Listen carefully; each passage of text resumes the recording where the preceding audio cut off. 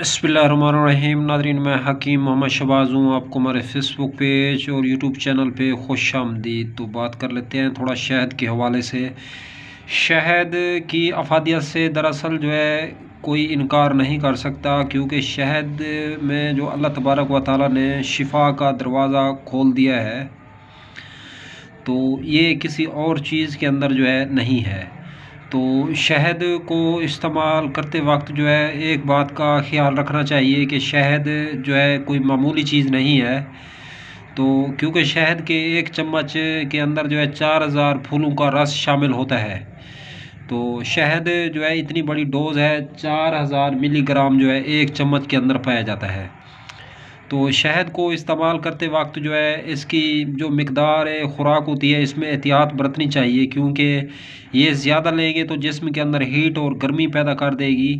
तो इस हवाले से इसे मुनासिब मिकदार में इस्तेमाल करना बेहतर होता है।